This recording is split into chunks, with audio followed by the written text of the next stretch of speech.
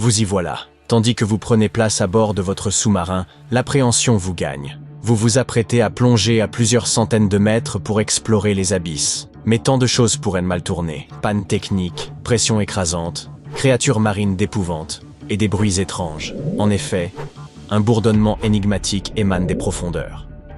Plus troublant encore, il ne semble se manifester qu'à l'aube et au crépuscule. Ce son pourrait jouer un rôle similaire à celui d'une cloche annonçant l'heure du repas, car il semble être lié au déplacement de vastes bancs de créatures marines en quête de nourriture. Mais cela reste encore une hypothèse. Grâce à des microphones sous-marins extrêmement sensibles, des chercheurs ont capté un bourdonnement de basse fréquence entre 200 et 1000 mètres de profondeur. Ce son, bien que perceptible, ne dépassait que de 3 à 6 décibels, le bruit de fond habituel de l'océan. À titre de comparaison, un chuchotement dans le calme d'une bibliothèque atteint environ 30 décibels.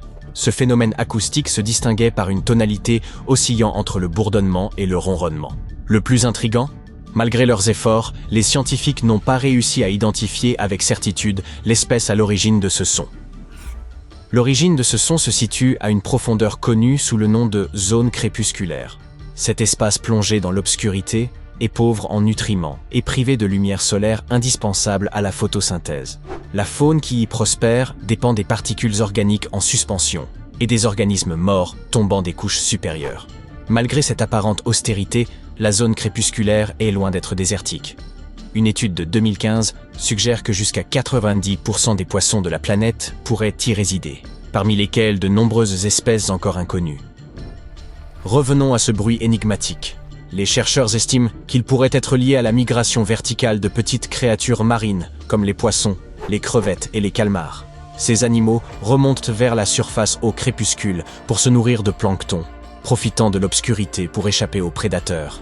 À l'aube, ils replongent dans les profondeurs pour se cacher. Ce phénomène, l'un des plus vastes déplacements d'animaux sur Terre, mobilise chaque jour des milliards d'organismes. Les scientifiques supposent que ce bourdonnement accompagne cette migration, servant peut-être de moyen de communication ou de coordination. Il pourrait également signaler au groupe le moment propice pour remonter se nourrir. Si cette hypothèse se confirme, elle permettrait de mieux comprendre la vie dans les profondeurs abyssales. Longtemps considérée comme le royaume du silence, la zone crépusculaire pourrait en réalité abriter des interactions sociales et des comportements bien plus élaborés qu'on ne l'imaginait. Mais l'océan n'est pas le seul à produire des sons étranges. La Terre elle-même émet un bourdonnement incessant. Ce phénomène, inaudible à l'oreille humaine, n'a aucun lien avec les tremblements de terre.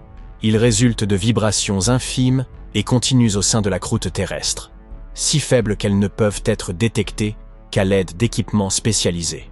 Connue sous le nom d'oscillation libre, cette résonance, observée depuis longtemps par les scientifiques, a pu être enregistrée. Les séismes, en revanche, sont les mouvements du sol les plus perceptibles. D'après l'Institut d'études géologiques des États-Unis, la Terre en subit environ 5 millions chaque année.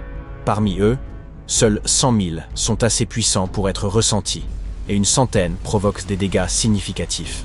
Même lors des accalmies entre deux séismes, la Terre vibre en permanence sous l'effet de mouvements imperceptibles. Contrairement aux secousses brutales des tremblements de terre, ce bourdonnement est constant et régulier, résultant de l'activité microsismique.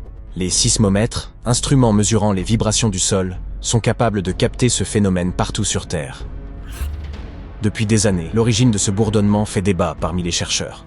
Certains l'attribuaient aux vagues pénétrant profondément le fond marin, d'autres à la collision entre les vagues de surface.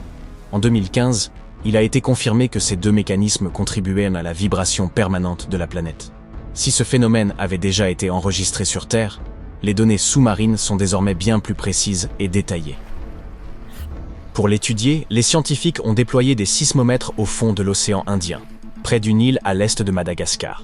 Entre septembre 2012 et novembre 2013, 57 sismomètres autonomes ont ainsi été répartis sur une zone de 2000 km². Conçus pour atteindre le plancher océanique, ces appareils enregistrent les vibrations les plus infimes. Durant ces 11 mois d'études, les chercheurs ont filtré les interférences liées aux vagues et aux courants marins. Ils ont ainsi pu isoler des signaux clairs et constants du bourdonnement terrestre, avec des pics de fréquence compris entre 2,9 et 4,5 MHz, bien en deçà du seuil de perception humaine, fixé à 20 Hz. La détection du bourdonnement terrestre depuis les abysses dépasse le cadre de la simple curiosité scientifique. Elle offre aux chercheurs une nouvelle approche pour analyser la propagation de l'énergie à travers la croûte et le manteau terrestre. Le monde qui nous entoure regorge de sons énigmatiques, dont certains demeurent inexpliqués. Parmi eux, le bloop demeure l'un des plus fascinants. Enregistré en 1997 par l'Agence américaine d'observation océanique et atmosphérique, NOAA, ce puissant son sous-marin d'une minute débuta par un grondement sourd avant de voir sa fréquence s'intensifier. D'une intensité telle qu'il fut capté sur 4 800 km, le bloop alimenta d'abord les spéculations sur l'existence d'une gigantesque créature marine encore inconnue. Toutefois, la NOAA établit plus tard qu'il provenait vraisemblablement du village d'iceberg, lorsque d'immenses blocs de glace antarctique se détachaient avant de s'écraser dans l'océan. D'autres sons marins demeurent tout aussi énigmatiques. Julia, un étrange murmure, pourrait être lié au raclement d'un iceberg sur le fond océanique. Un autre, baptisé « train », évoque le roulement sur une voie ferrée et semble provenir de la mer de Ross en Antarctique. Quant à l'Upsweep, un bruit saisonnier strident enregistré dans le Pacifique depuis 1991, son origine exacte demeure indéterminée malgré des années de recherche. Le monde sous-marin révèle aussi des sonorités singulières assimilables à des chœurs de poissons. Au large de Port Hedland, en Australie occidentale, des scientifiques ont découvert que certaines espèces marines chantèrent en synchronisation à l'aube et au crépuscule, à la manière des oiseaux. Sur une période de 18 mois, les chercheurs ont recensé une multitude de sons, notamment les appels sourds et profonds des cichlides, comparables à des cornes de brume, ainsi que les séquences rythmiques ba-ba-ba des platax.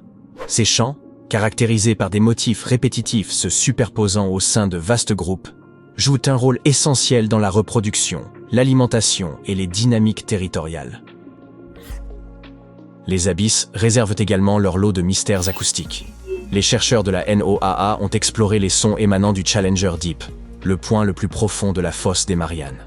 Grâce à un microphone encapsulé dans du titane, capable de résister à une pression dépassant 1000 fois celle de l'atmosphère au niveau de la surface, ils ont enregistré, durant 23 jours, une myriade de bruits allant du chant envoûtant des baleines au grondement lointain des séismes. Si les profondeurs de l'océan regorgent de sons énigmatiques, la terre ferme n'est pas en reste. L'un des phénomènes les plus déroutants est un bourdonnement grave entendu dans des régions précises, comme Taos, au Nouveau-Mexique, ou Bristol, en Angleterre. Décrit comme un léger vrombissement évoquant le ronronnement d'un moteur, ce bruit demeure une énigme. Certains chercheurs avancent l'hypothèse d'un phénomène psychologique, où l'attention des individus se focaliserait sur des sons de fond habituellement ignorés. À ce jour, aucune explication définitive n'a été trouvée. Même les formations rocheuses sont capables de chanter. Le Rainbow Bridge, une arche de grès de 90 mètres de haut située dans l'Utah, vibre à la manière d'une corde de guitare sous l'effet des ondes sonores, des séismes éloignés ou des vagues du lac Powell. Les scientifiques analysent ces fréquences pour évaluer leur impact sur la stabilité de la structure au fil du temps. Fait intriguant, certains visiteurs affirment entendre de légers bourdonnements en s'approchant du site. Le ciel, lui aussi, réserve ses propres harmonies étranges. Depuis des siècles, les populations des régions polaires rapportent entendre des crépitements, des sifflements et des claquements accompagnant les aurores boréales. Un chercheur finlandais a réalisé les premiers enregistrements de ces sons et identifié leur origine, des décharges électriques dans la basse atmosphère, à environ 70 mètres du sol. Alimentées par des tempêtes magnétiques, ces charges produisent de faibles sons perceptibles lors des nuits claires et calmes. D'autres phénomènes naturels génèrent des sons aussi puissants qu'intrigants. Le frottement des icebergs sur le fond marin et l'activité volcanique sous-marine engendrent des grondements, des crépitements et des gémissements que les scientifiques analysent pour mieux comprendre les dynamiques glaciaires et géologiques. Quant à moi, je produis aussi mon lot de bruits étranges, mais c'est un sujet pour une autre vidéo, ou peut-être pour mon prochain bilan médical.